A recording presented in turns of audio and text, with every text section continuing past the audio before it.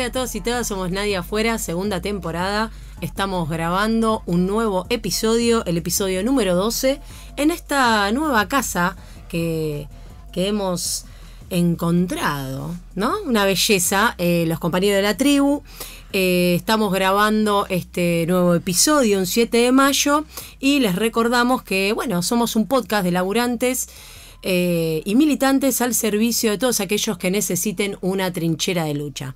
También les recordamos que tenemos nuestras redes sociales, Instagram, nos pueden encontrar como Nadie Afuera, podcast, en YouTube también nos pueden encontrar y encontrar las grabaciones subidas, nos escuchan también a través de Spotify y también estamos en TikTok. Así que con esta introducción que fue un poco más desordenada, pero que tuvo toda la información que necesitaba, así que Manuel no puede decir ni mu, les vamos a dar la bienvenida a este nuevo episodio y me parece que Martín tiene ganas de hablar. Yo tengo ganas de hablar porque la semana pasada mencionamos a Mauricio Macri en su nueva etapa y ahora ayer fue a la tele dormido y explicó por qué estaba dormido. Yo la verdad que esta versión de Macri la banco bastante. Está un poco como así como no le importa nada, está como así distendido el chabón, dice no pasa nada, estoy un poco dormido, no se abusen de mí. Se reía, ¿viste? Los penatos con una cabo, estaban los penatos, la candidata Eco riéndose, ¿viste? Como diciendo, Mauricio, acá un poquito, despertate. Le avisaron en vivo y en directo, che, mira, está firmando ahora mismo Patricia Bullrich la afiliación a La Libertad Avanza. Y fue como, bueno, yo qué hacer. No sé qué quiso decir porque le sale esa voz de cheto y comprensible. Y de la misma forma que tenía para hacer el corazón que hizo un tomate, de la misma forma habla. Sí, cuando se persignó también. Que tipo el Chavo. Sí. Se persignó como el Chavo. Pero aparte, parte de lo que dice Macri también es como, da por naturalizar algo. Dice, no sé, Juliana me dio unas gotitas para dormir, no sé, ustedes no toman. Y todo ahí, o sea, como que se la sigue, como, qué sé yo, flaco, o sea, algún día, alguna cosa, pero tipo, unas cositas para dormir. Pero qué, para. Medio... ¿Vos no tomás nada? No. Ni alcohol. No. Y otro de los candidatos que también estuvo de gira, en este caso por un stream un poco marginal, como el del Turco García, fue el coreano Kim, que no es chino, es peronista y argentino. Y Moreno, en vez de hablar de la candidatura de su candidato, se peleó con Fabio Cucini a los gritos pelados mientras el coreano estaba cocinando ahí en la cocina. Bueno, me parece muy ¿que muy lo pusieron acertada. a hacer comida coreana? No, lo pusieron pues hay un momento para explicarlo, para el que no lo vio.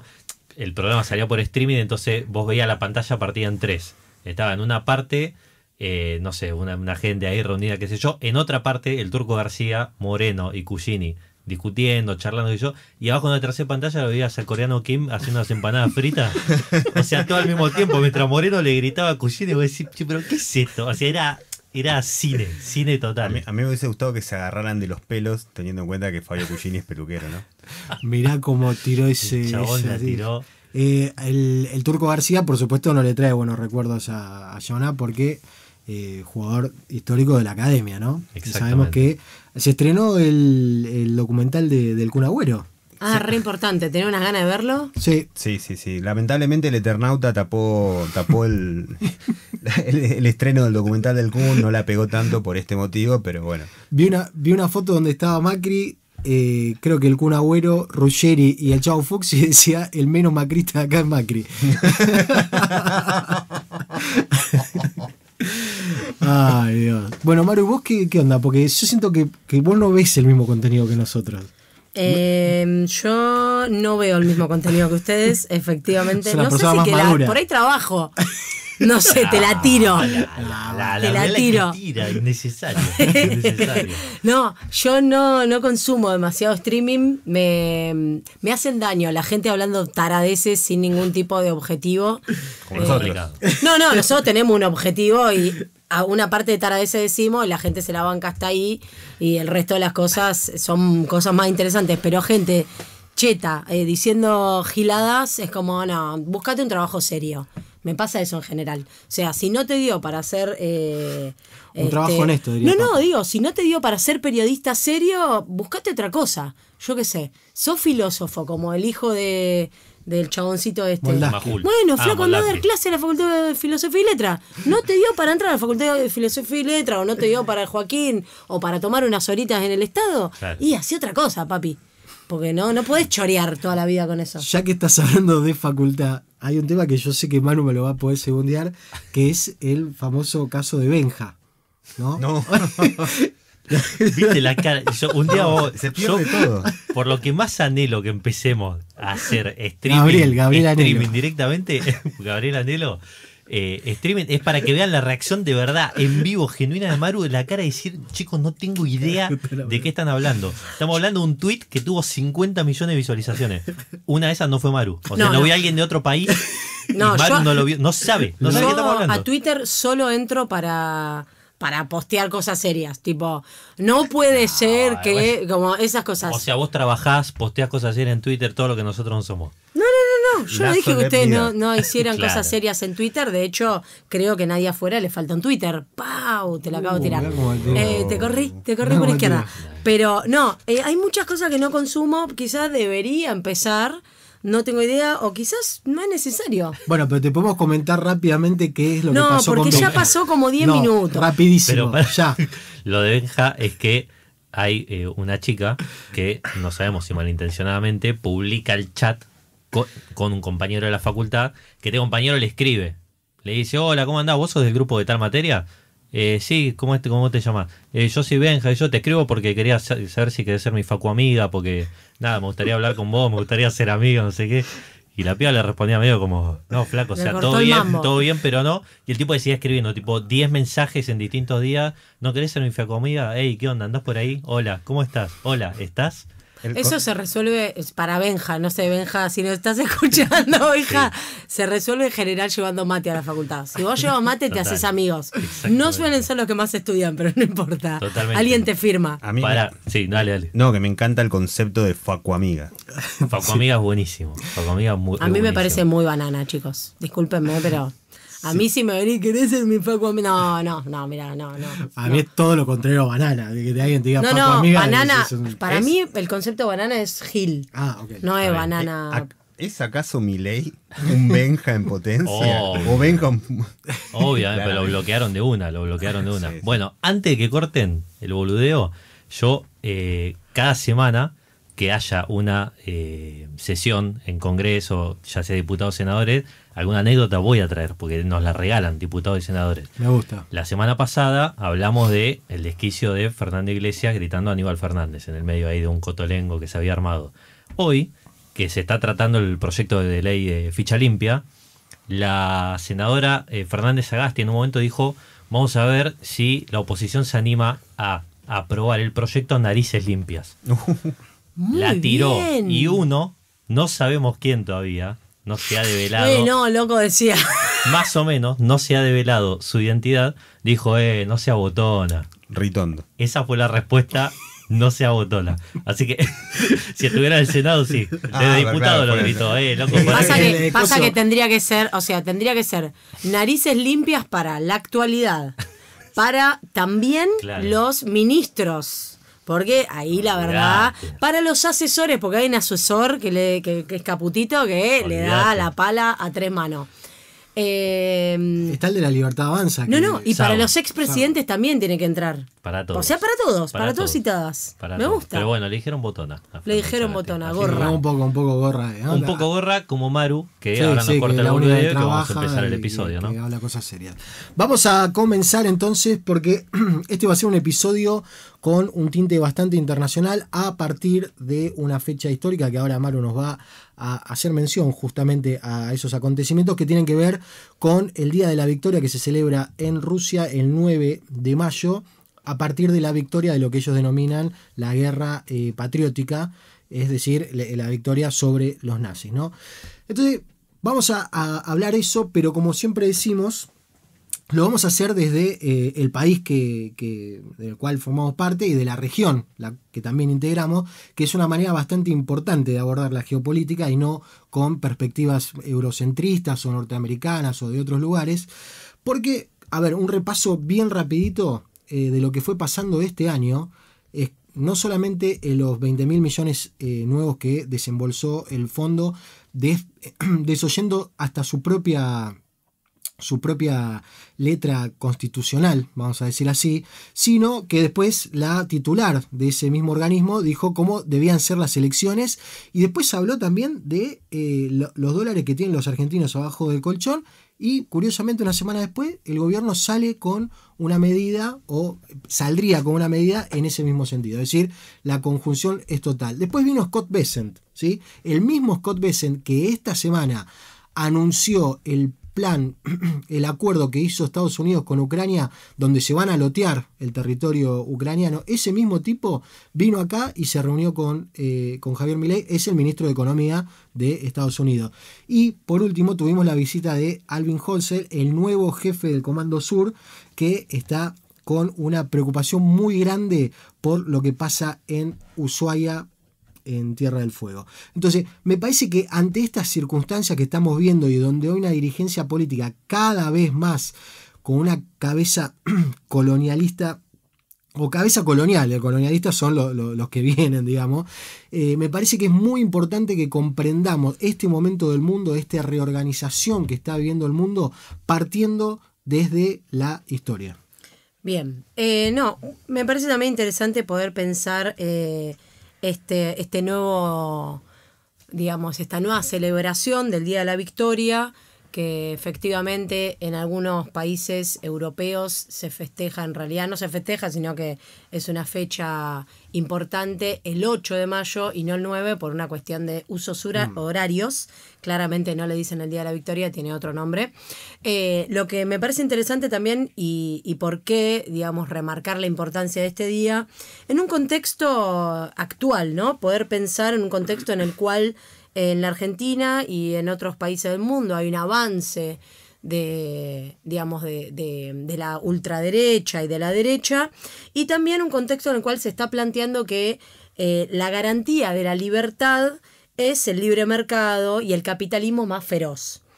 En eso me parece que es interesante recordar que justamente los que lucharon principalmente con su cuerpo y con su economía centrada en terminar con el nazismo, fueron los rusos. Y en ese sentido queremos recordar el Día de la Victoria, que fue cuando la Alemania nazi, representada por el general Keitel, perdonen acá si hay algún tipo de si no me sale bien, ¿no? El ruso o alguna pronunciación, firmó la rendición incondicional ante el mariscal del ejército rojo, Zhukov, poniendo fin de esta forma a la Segunda Guerra Mundial en el continente europeo. ¿Por qué digo esto? Porque si bien el 8 y el 9 marcan el fin, ¿no?, del nazismo y el fin de la guerra en el territorio europeo, lo que se muestra es que en la lucha contra el nazismo en Alemania, el fascismo en Italia y España, el rol de las fuerzas comunistas fue clave. Las fuerzas nazis venían de perder sistemáticamente batallas, y este último golpe que le va a dar el ejército ruso en territorio va a ser clave. ¿Y qué demuestra, ¿no?, este ejército rojo? Un ejército que es un ejército del pueblo, ¿sí? No es un ejército mercenario, es un ejército justamente de comunista, un ejército en el cual fue muy importante, por eso también la denominación de la victoria patriótica, porque la lucha estaba clara que era contra el nazismo y el fascismo y el avance de esas, no solo de esas ideologías, sino poder frenar el genocidio que se estaba llevando adelante en el Tercer Reich.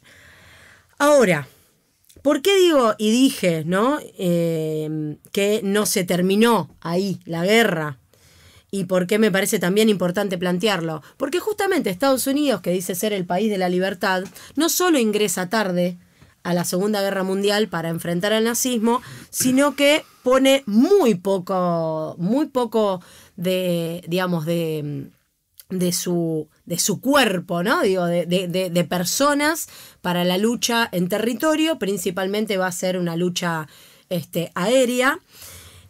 Y lo otro grave es que esta Segunda Guerra Mundial termina con un hecho que es detestable, que es los bombardeos atómicos de Hiroshima y Nagasaki el 6 de agosto de 1945, ordenados por Truman. ¿Por qué digo esto? Porque el país de la libertad, en lugar de enfrentar al fascismo en territorio y etcétera, lo que va a hacer generar otro nuevo genocidio territorial, como va a ser el de Hiroshima y Nagasaki, y ahí se inicia un nuevo periodo. Ahora, ¿por qué lo traigo a colación? Porque, bueno, justamente hoy en día, ¿no?, demonizan a los comunistas, nos demonizan el sistema socialista de producción, cuando claramente demostró ser superior, no solamente en términos económicos, sino justamente cómo pudo desarrollar la URSS un modelo económico que le permitió pegar un salto en crecimiento industrial enorme, y aparte puso alrededor de 8 millones de soldados que murieron en territorio y en lucha, mientras los Estados Unidos 298.000 personas, soldados. Es decir que a la legua está quien realmente luchó para terminar con el fascismo y con el nazismo en Europa. Y después me parece también clave poder justamente, vos agarrás un libro de historia, cualquier manual, etcétera, y los que lucharon contra los nazis fueron los yanquis. Y la realidad es que, no. Parece que el desembarco de Normandía fue el punto de inflexión y fue una batalla ya con la guerra muy encaminada en su resultado contra la Alemania nazi. Sí. Por eso me parece que es clave reponer un poco, obviamente después, ¿no? La restauración del capitalismo en Rusia va a hacer que esta fecha sea utilizada como una liturgia, etcétera, pero me parece que es clave también recordar fechas en las cuales los que sostenemos que la libertad no es una palabra de ellos, sobre todo en este momento me refiero a la Libertad Avanza y a la derecha en la Argentina, sino que es nuestra. No solamente que es nuestra, sino que los que ponemos el cuerpo para en todo caso acceder a más libertades en este sistema, que es un sistema feroz y un sistema que lo único que en realidad te garantiza es tener la libertad, una libertad aparente, ¿no? Como decía Carlos Marx. Una libertad de morirte. Vos tenés la libertad de morirte. No hay mucha más libertad. Ahí me parece que hay un par de hitos en el avance del Ejército Rojo que son las primeras que se liberan a los prisioneros de los campos de concentración, que también nos hemos cansado de ver en las películas, que llevan un soldado con la bandera yanqui en el casco, y los primeros que lo han hecho fueron el Ejército Rojo, y también de las ciudades que fueron liberando a medida que fueron avanzando hasta llegar a Berlín. Y también, ahora no nos vamos a meter, pero hay toda una serie de historias de la resistencia, no solamente en el gueto de Varsovia, digamos, dentro del corazón mismo del nazismo, sino en las distintas ciudades europeas, donde los militantes comunistas también tuvieron un rol muy importante en esa resistencia. Entonces nada, me parece que está bueno esto, que el episodio pasado también lo hicimos, ¿no? Me parece de poner un poco las cuestiones en claro. Incluso para agregar en relación a esto y a la lucha y a la disputa que hay, digamos, histórica en relación a la construcción de quién venció y quién enfrentó al nazismo, Stalin en su momento planteaba que la rendición la tenían que firmar en Berlín y que era clave que los alemanes se rindieran en Berlín y firmaran los tratados en su propio territorio frente a los, al Ejército Rojo. por diversas cuestiones terminó siendo en Reims, que creo que es Francia, si no me equivoco, que, bueno, tiene más que ver con una cuestión de cómo estaban las alianzas dentro de los bloques. Opa, se hizo un silencio. Sí, un silencio. Chanes. No, me queda claro que Rescatando al Soldado Ryan me mintió un montón. Te mintió, sí. Es un peliculón. Sí. Gran película. Sí, gran sí, película. sí. Eso es lo que tienen los yankees, ¿no? Que te meten esa. Entonces, bueno, pasamos a la actualidad, porque en 2 días, precisamente, Putin, que esta semana cumplió 25 años al frente del gobierno ruso, ¿no? Que eso me parece que también es una perspectiva que tenemos que tener en clara de este surgimiento, de esta multipolaridad. Bueno, cuáles son las características también de estos gobiernos y países que están surgiendo como un contrapunto a Estados Unidos. Este Putin, que está disputando una guerra contra la OTAN, es decir, el brazo armado de Estados Unidos, en territorio ucraniano, y que esa guerra la está ganando a pesar de las sanciones económicas, a pesar de las ayudas militares y económicas a el propio Ucrania. Ese Putin va a tener un acto a 80 años de la victoria patriótica con 29 líderes de distintas partes del mundo. Esos 29 representan, en términos de población mundial, más del 50% de la población mundial y 1/3 del PBI mundial. Es decir, está clarísimo la imagen que va a haber. Digo, se puede destacar a Xi Jinping, se puede destacar la presencia de Lula, va a estar Díaz-Canel de Cuba, Maduro, va a estar el amigo de Jonah de Burkina Faso.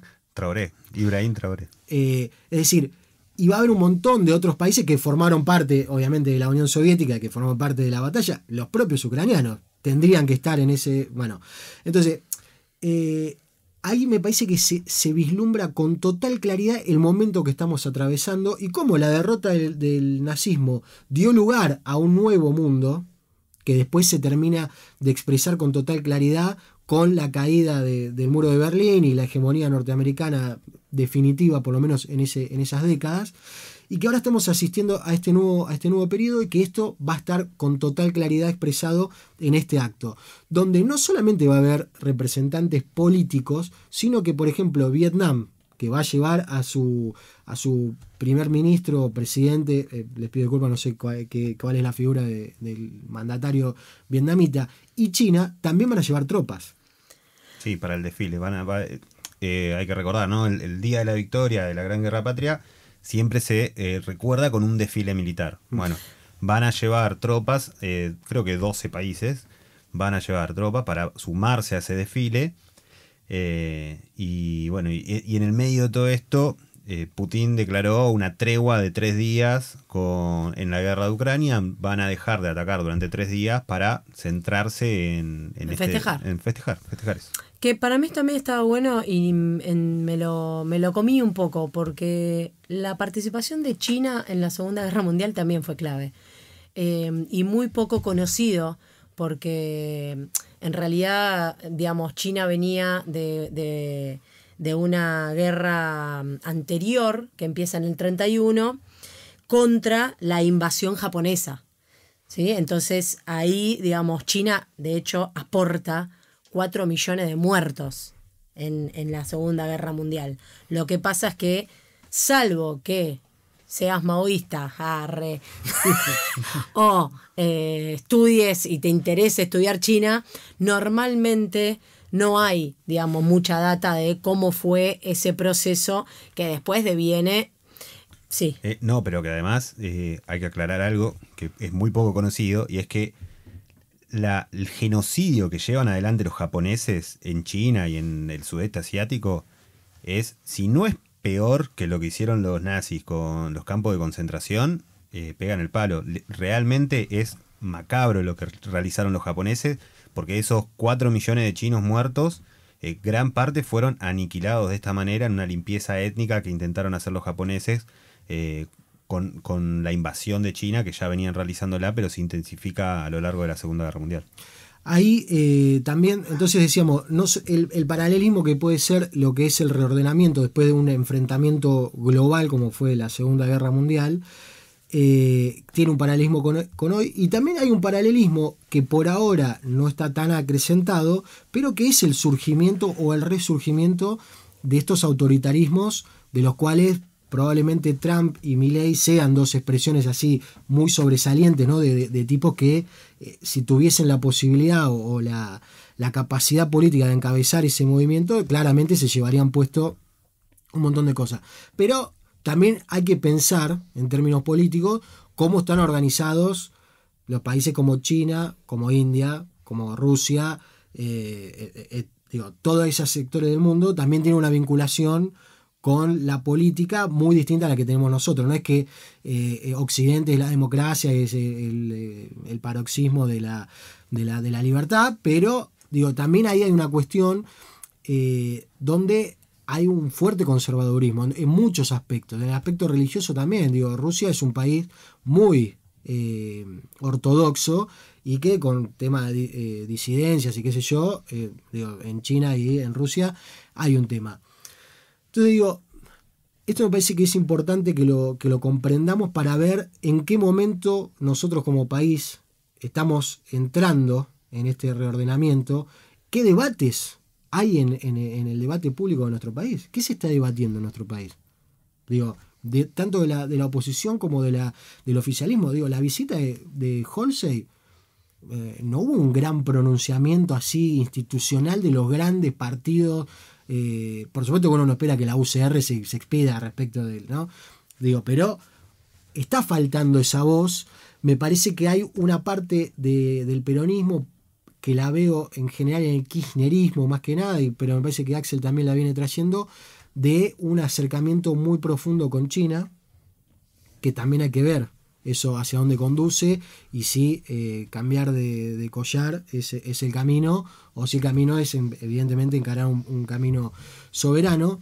Entonces me parece, Manu, que ahí podemos ir introduciendo esta cuestión respecto a una coincidencia que introducíamos el programa pasado respecto del discurso de Victoria Villarroel el 2 de abril, nada más y nada menos, con una serie de tweets que fue haciendo la Embajada de Estados Unidos. Yo les recomiendo a todas y a todos que están escuchando, entren a ver los tweets de las últimas 2 semanas de la Embajada norteamericana y te da una línea ordenadora de la política exterior del gobierno argentino. Sí, todo esto en el mes de abril además quedó bien sintetizado justamente en el discurso de Victoria Villarroel, cuando dijo: el Atlántico Sur tiene relevancia geopolítica por su ubicación geográfica, que incluye uno de los principales pasos interoceánicos y la proyección antártica, y por los recursos naturales que posee. Son justamente las potencias extracontinentales las que quieren perpetuar su presencia militar en la zona y depredar nuestros recursos. Es una situación claramente anacrónica de la época colonial. Debemos implementar políticas hemisféricas que aseguren el cuidado de nuestra casa común, que es América, frente a la avidez de las potencias extracontinentales que saquean, degradan y agotan la riqueza de nuestros océanos. Ello exige la implementación de políticas continentales que protejan la sustentabilidad de nuestros recursos. Esto, reiteramos, lo decía Victoria Villarroel el 2 de abril. Ahí te voy a hacer 2 puntos sobre cuáles creo que son las palabras claves, ¿no? Potencias extracontinentales, está haciendo claramente referencia a Gran Bretaña y su ocupación de las Malvinas. Pero también de China. Y también, bueno, claro, no lo había pensado eso, sí. Sí. También de China. Cuando vos hablas de algo extracontinental, estás hablando, para mí principalmente habla de Gran Bretaña por Malvinas, pero exacto, también está hablando de la presencia china, porque una de las preocupaciones de Estados Unidos es que China tenía planificado armar un puerto en Tierra del Fuego, que obviamente quedó trunco, pero al habilitar lo extracontinental estás hablando de lo continental, es decir, estás habilitando a Estados Unidos como parte de un nosotros ahí. Exactamente, esas eran las otras palabras que para mí eran muy destacables, que es políticas hemisféricas, ¿no? De hemisferio estamos hablando, y menciona justamente casa común. Me acuerdo de cuando vino Laura Richardson hablando en el Congreso norteamericano el año pasado, diciendo el litio que está presente en Argentina, y hablaba en un... como si fuera de ella. Claro, como si estuviera nosotros. Del patio, está hablando de su patio. Y que además esta teoría la conocemos perfectamente porque es la teoría de Galtieri para ir a la guerra de Malvinas. Claro. Pero que no solamente es la teoría de Galtieri o la de Villarroel. Sí, totalmente. Ahora, vos antes mencionabas del lado del peronismo, me parece por lo menos en este punto es más que preocupante que recurrentemente se lo escucha a Moreno hablando de América para los americanos directamente, y cualquier medida que toma Donald Trump, o sea, desde cosas como de los aranceles, economía, que sí, bueno, es algo de lo que habló todo el mundo, pero el otro día anunció Trump que iba a poner aranceles para las películas que no fueran producidas por Hollywood, y Moreno salió a hablar de eso y lo levantó y dijo que bien, cómo defiende su cultura. O sea, ya hay como una reivindicación exagerada y todo el tiempo trayendo esto de América para los americanos y totalmente alineado con ese eje. Los que sin dudas tienen la política de América para los americanos son los integrantes de la embajada de América. Exactamente, y ya que me decís embajada. No, de la embajada de América. Fue como claro, un chascarrillo, ¿no?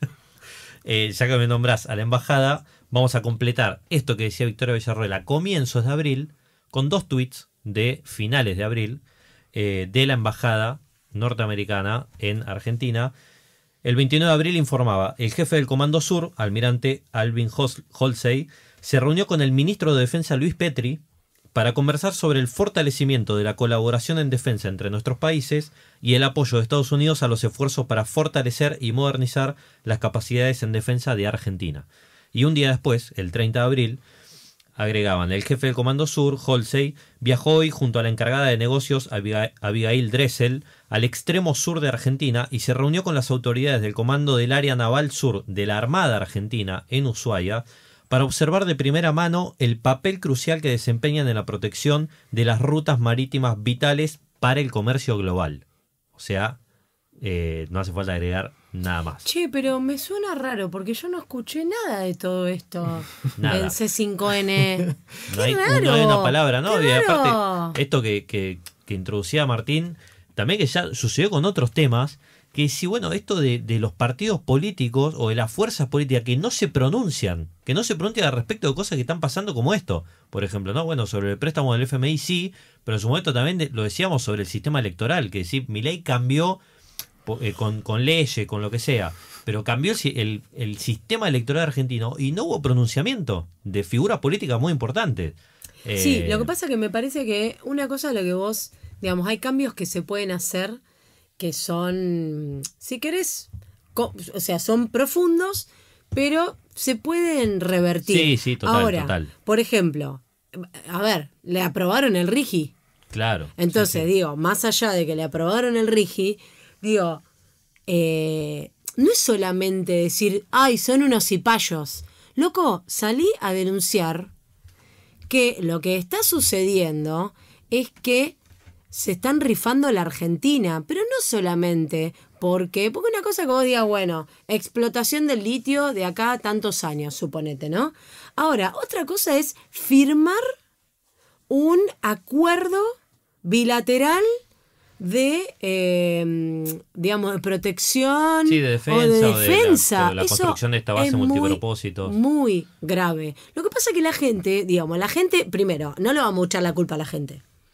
Me parece que no es ese el hecho, sino, a ver, los que nos tienen que estar avivando están paspando moscas sobre sus propias problemáticas. Esto les chupa, les importa poco. Sí. Che, hay un par de cuestiones más, perdón. Sí, no, eso iba a sumar solo dos datos que salieron esta semana en esta línea. Uno fue Caputo, el ministro de Economía, celebrando en Twitter que Argentina va a exportar GNL con barcos directamente, y en el tweet, también que es demasiado largo, no lo voy a leer para hacerlo corto, lo que planteaba el tipo directamente: che, avanzamos en un proyecto en el cual vamos a tener barcos para exportar GNL por $2.500 millones por año. Ya está, o sea, te está diciendo directamente: nuestro proyecto es, tenemos los barcos ahí paraditos en la costa, así como sacamos las cosas se las llevan. Y después, sí. Hay un problema ahí, es que solamente en esta semana se rifaron $1.000 millones. O sea, si el barquito te va a dar 2.500 en el año, te alcanza para 2 semanas y media. Absolutamente. Bueno, es uno de los problemas de profundizar en esto de la política extractivista y nada más que extractivista. Y en ese mismo sentido, la minera canadiense Lundin Mining anunció el descubrimiento del yacimiento de cobre más importante del mundo que se descubrió en los últimos 30 años, también con grandes cantidades de oro y plata, que lo explota junto a otra minera que se llama BHP, es australiana, la más grande del mundo. Y el gobernador de San Juan, que es donde se encontró, Marcelo Orrego, que es del PRO, bueno, del ex Juntos por el Cambio, se le escapó en una frase, porque primero dijo: vamos a defender cueste lo que cueste los intereses de los sanjuaninos. O sea, ya si te dice sí, eso, igual con eso ya está, ya la escuchamos. Con eso cagaste, pero después se le escapó, que siguió dando un reportaje consultando sobre esto, y dijo que él sabía de antes de este descubrimiento porque los dueños de la minera lo llamaron por una cuestión de protocolo, de que le tenían que avisar antes de hacer pública la información. Y me pareció muy significativo como decir, te llaman desde Canadá al gobernador de San Juan y decir: che, mirá que encontramos te avisamos nosotros antes de hacer público el proyecto, encontramos esto en tu provincia, pero bueno, lo vamos a explotar nosotros, lo vamos a usufructuar nosotros, y esto va a dejar construcción de rutas y alguna cosa más para la provincia en cuanto a generar empleo o lo que sea. Interesante que hasta hace un par de semanas estuvieron Karina Milei con, al que lo conocen en redes sociales como Lord Elstein, en Canadá, en un foro de minería, promocionando la minería argentina. A mí no me extrañaría que ellos también ya lo supieran, digamos. Es que no, a mí lo que ahí me pasa es que, digo, si nos ponemos a pensar realmente qué es lo que tenemos que hacer, ¿no?, para frenar todo esto. Porque, digo, no es una boludez. No es que estamos hablando de una cosita, ¿no? Bueno, pero de algún lado hay que sacar los dólares, te dicen algunos. La política es así. Claro, lo que pasa es que también lo que hay que decir, y muchas veces lo plantean por ahí más desde el lado de lo ecológico, etcétera, los militantes ecologistas, no es solamente la extracción de, digamos, todos esos metales preciosos, sino qué es lo que te queda.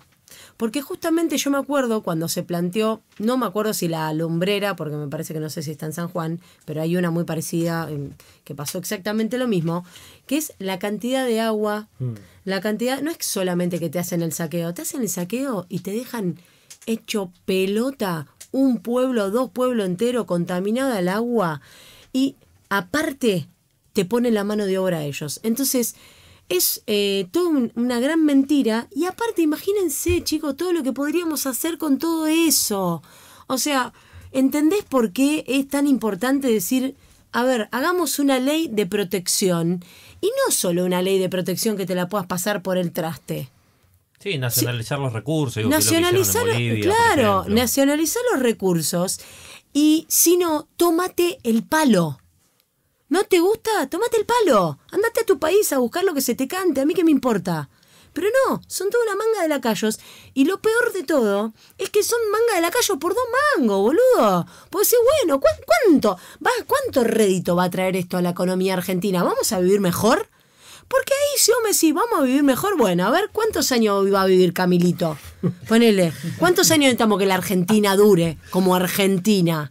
80 más, que después esté todo hecho mierda, que no puedas ni respirar, etcétera. Bueno, 80 años, pero ¿vamos a vivir bien esos 80 años? ¿O vamos a vivir cada 10 años en crisis en la cual los jubilados le pegan todos los miércoles? O sea, ese me parece que también es el gran problema, porque los que te sostienen, incluso el peronismo, que no para de defender el modelo extractivista, ¿sí?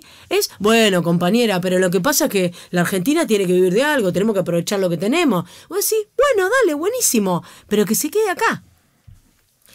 Bueno, para cerrar este tema y ya nos metemos en la recta final, igual tenemos tiempo, que no se tranquila. A lo Colapinto tiraste. Nos metemos, claro, ahora tiene escudería. Ey, que esa me la sé. Le hicieron la camuchi al otro, ¿no? Sí, y vi que entró la Balubi. Y que la Chiqui mandó una bandera con su cara bancando con la pinta de la Chiqui. Está feliz del trabajador. Bueno, no, cuando fue Halsey, y cierro con esto muy cortito, a Tierra del Fuego, un personaje que es Gustavo Melella, que después podremos sacar la conclusión de que querramos, dijo, che, yo no voy a ir porque todavía no me explicaron en 2021 los ejercicios militares en conjunto que hicieron Estados Unidos con Gran Bretaña, ¿no? Digo, patoto caído del catre, que están esperando que Estados Unidos nos ayude a sacar a Gran Bretaña de las islas. Y por otro lado, Halsey fue heredó o fue elegido como sucesor de Laura Richardson en noviembre del año pasado, es decir, preexistente a la presidencia de Donald Trump. Y en febrero de este año, Halsey fue a hacer una defensa muy parecida a la de Richardson. Es decir, hay una parte ahí de la dirigencia norteamericana que está diciendo a la otra parte, che, miren que en Latinoamérica tenemos que avanzar, pero para avanzar necesitamos guita. Y el Congreso por ahora no está destrabando grandes cantidades de guita. Obviamente que el Comando Sur es uno de los 7 comandos que tiene Estados Unidos, como todos sabemos. El Comando Sur está pidiendo más infraestructura y más dinero. ¿Por qué? Por ejemplo, porque esta base naval multipropósito tiene un valor aproximado de $300 millones. Es decir, no es que salís a hacer como los chicos que van de viaje egresado, venden dos alfajores fulvitos. Sí. Entonces, bueno, esto lo digo porque mientras en el seno del imperio hay una disputa por si hay que meterse en Ucrania o profundizar en Latinoamérica, nosotros ya estamos regalados. El gobierno nuestro ya está entregado. Entonces, eso me parece que es interesante. Yo creo que no solo el gobierno, sino las clases dominantes de la Argentina están en esa. Entonces, digo, para todos los que siempre te dicen, o sea, porque viste, les encanta, no, perdón, pero es que yo pienso en las discusiones que tengo y vos decís, ¿qué me está diciendo? Pero vos discutís con Macri, boludo. No, me encantaría discutir con Macri. Me encantaría discutir con Macri, pero no, discuto con otros militantes dentro de la docencia, de otras fuerzas políticas que te dicen, no, bueno, pero para hacer eso no sé qué, no, bueno, pero está bien, no lo querés hacer, por lo menos denuncialo, hermano. Dejemos de ser todos una manga de pelotudos mirando para otro lado. Ya estamos totalmente bueno, hermano, no me hubieran invitado. Mira, cada 2 palabras digo una puteada. Bueno, pasamos a otro tema, como cantaba Calamaro, porque en la Argentina, donde están por habilitar que hasta $100.000 Barrani, entre $100.000 negro, podés usarlo. Ahí va a haber falopa para todo el Congreso, papá. Mal. Ya está desatada. El tema de la soberanía la desató. La de torres que van a construir. No. Exacto. Bueno, en esa Argentina que choca de frente esa política con ponerle un techo a las paritarias. Muchachos, déjenos por un segundo respirar un poquito. Se rompió el PRODE, quiero decir, Jonas estuvo a nada de apostar 2 subos contra su casa. No, él quería apostar contra a Camilito. El auto, ¿no? Quería apostar a Camilito. Perdí los ahorros. Porque finalmente hubo paro de la UTA. Hubo paro de la UTA, nos defraudó. Fernández hizo el paro, o sea, no era lo habitual. El año pasado en un momento dijimos, hay que hacer un PRODE, no para ver si hay paro o no, sino para ver a qué hora lo levanta. Bueno, ahora directamente no lo levantó, el paro se hizo, lo cual estuvo muy bien, pero hay un pero acá, y es que para mí demostró debilidad con el paro, porque hubo colectivos, incluso en las líneas que no fueron de Dota, porque vamos a hacer un flashback. Dentro de la UTA había una interna muy fuerte con un sector de un muchacho que se llama Bustinduy de apellido, que bueno, el estatuto de la UTA es muy difícil para un opositor poder ganar hasta una seccional, digamos, porque ganaron seccionales en esa elección, pero así todo, la conducción de las seccionales se la queda el que gana la nacional. La pelotuda es enorme. Bueno, este hombre que responde a Dota, al grupo Dota, que es el grupo más grande de los colectivos, desafilió a todos los laburantes del grupo Dota y armó otro sindicato que se llama UCRA. Por lo tanto, los colectivos del grupo Dota circularon, que son una gran parte de los colectivos. Pero además, de las otras líneas que se adhirieron al paro, también hubo colectivos que funcionaron, no muchos, pero algunos. En algunas el paro fue total, en otras se veía algún colectivo que otro dando vuelta en la calle.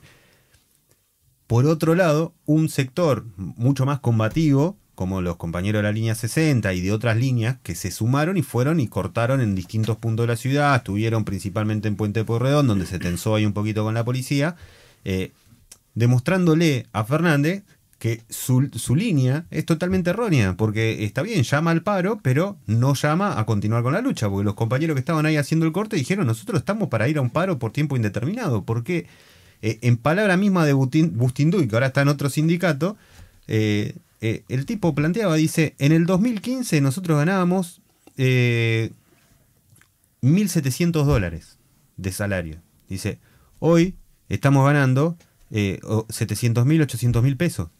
Perdimos $1.000 de salario del 2015 hasta acá. Entonces dice, lo de Fernández no es un problema ahora, es un problema de hace mucho tiempo que viene llevando mal las negociaciones paritarias.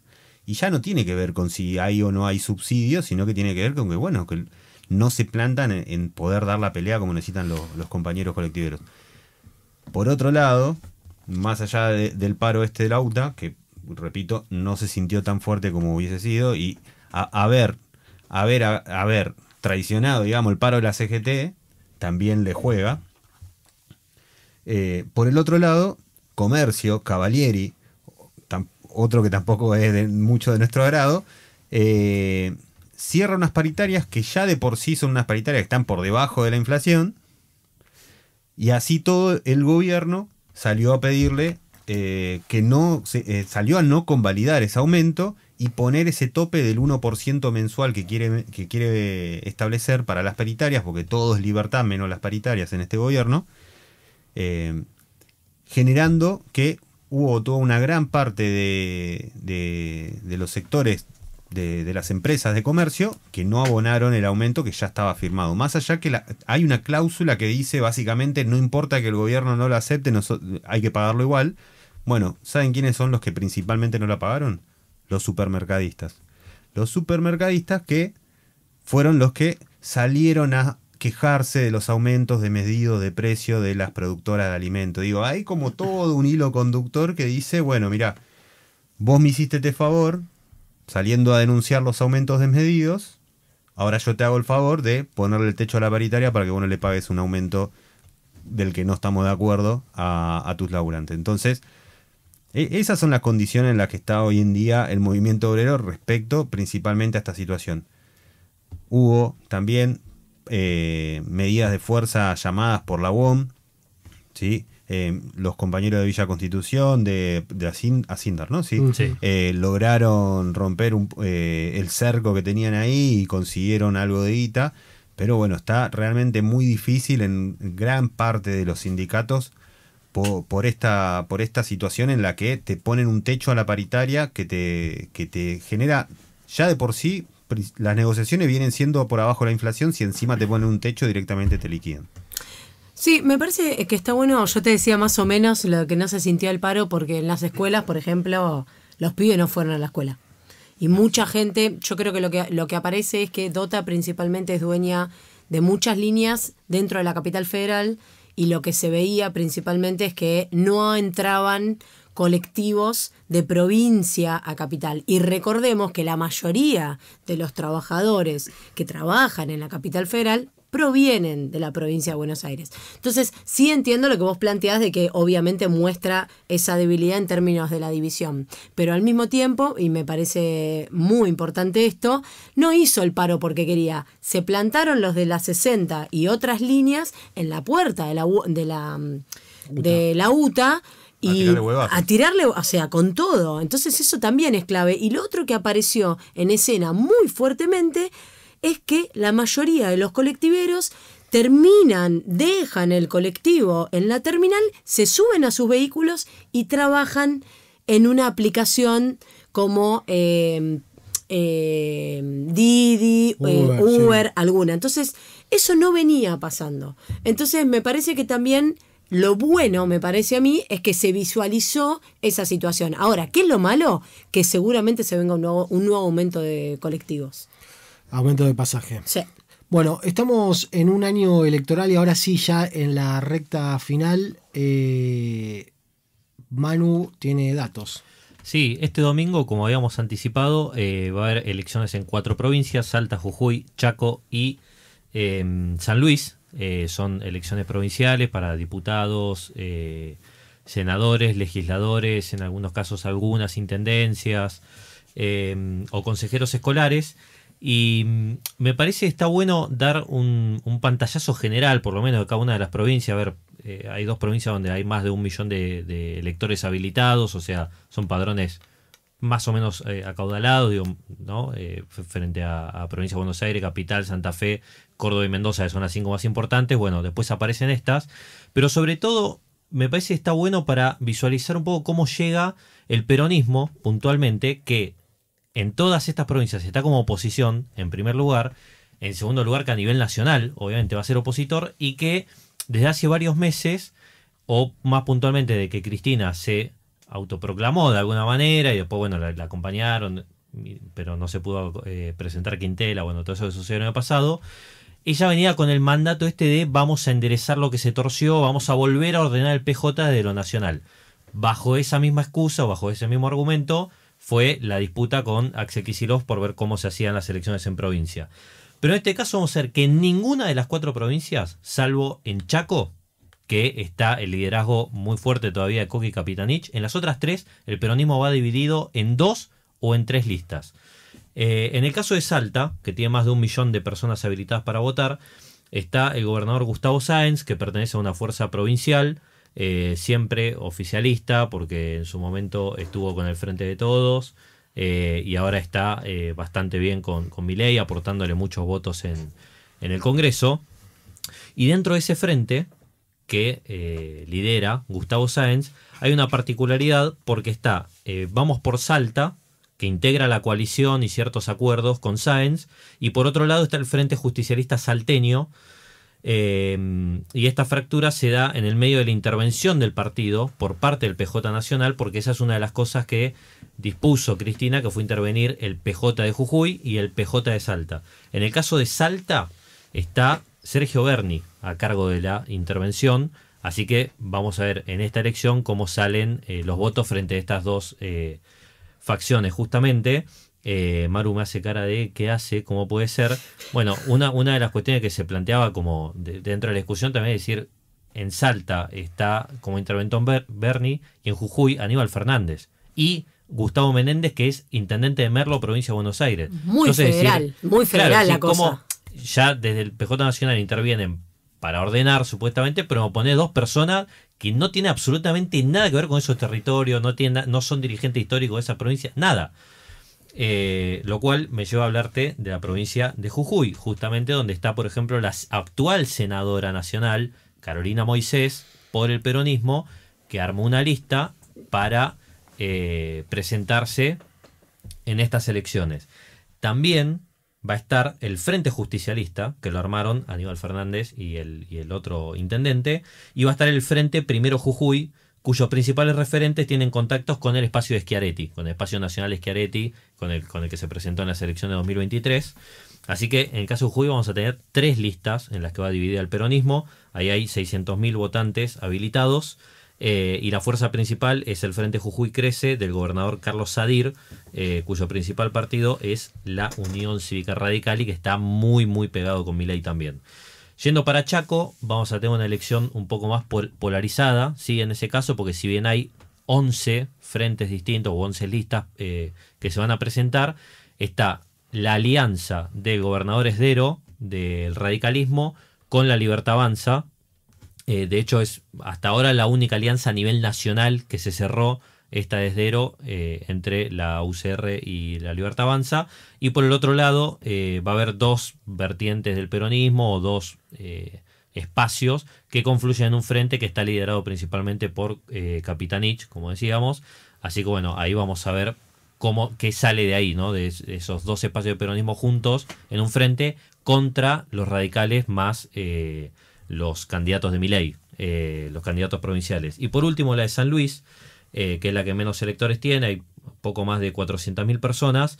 En ese caso el gobernador Poggi va a buscar refrendar el gran triunfo que tuvo en el 2023 cuando destronó a los Rodríguez Sá, que venían alternando ahí la conducción de la provincia hacía muchos años. Y bueno, en ese caso también el peronismo va a ir dividido en 2 listas porque está por un lado Alberto Rodríguez Sá, que es el frente más importante peronista dentro de esa provincia, pero hay otra lista con candidatos más del palo del kirchnerismo que ya hace varios años están muy alejados de la figura de Rodríguez Sá. Así que este es el panorama general al cual le vamos a sumar también en cada una. A ver, mencionaba esto de los electores habilitados para ver también qué nivel de participación hay, votos afirmativos, votos en blanco. Bueno, eso lo veremos la semana que viene. Rapidísimo, jubilados. Jubilados. Bueno, como todos los miércoles, hoy hubo una nueva marcha de los jubilados. Fueron nuevamente reprimidos. De hecho, creo que le pegaron al padre Paco. No sé si lo liberaron finalmente o no. Lo interesante es que la cantidad de efectivos fue mucho menor, por lo que nos dice nuestro vocero. Dice que normalmente hay como 2.000 y que esta vez había 700, una cosa así, que igual para la cantidad de gente que va a las marchas regularmente es un montón. Pero dice, bueno, los volvimos locos, cortamos acá, cortamos allá, cortamos acá, cortamos allá. Así que lo positivo es que, digamos, esa lucha sigue. Lo otro interesante es que los compañeros jubilados, las compañeras jubiladas, el día de ayer fueron a los cortes que llevaron adelante los colectiveros en el puente Pueyrredón y en el puente Saavedra, a tender algunos lazos, así que hay posibilidades incluso de que a las próximas marchas vayan compañeros colectiveros, que me encantaría, la verdad, sería fenomenal. Yona, Marudaje.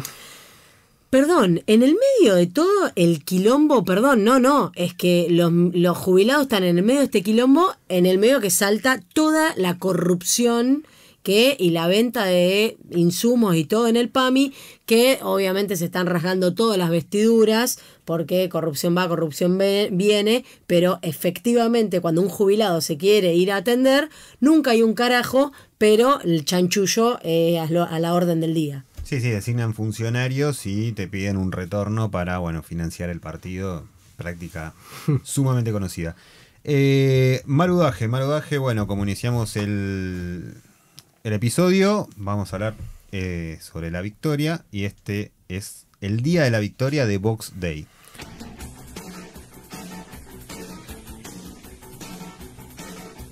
Maru. Bueno, les mandamos un saludo a todos y todas. Espero que les haya gustado este episodio. Compártanlo con sus amigos, compañeros de laburo, familiares, etcétera. Denle like en Instagram, Nadie Afuera Podcast.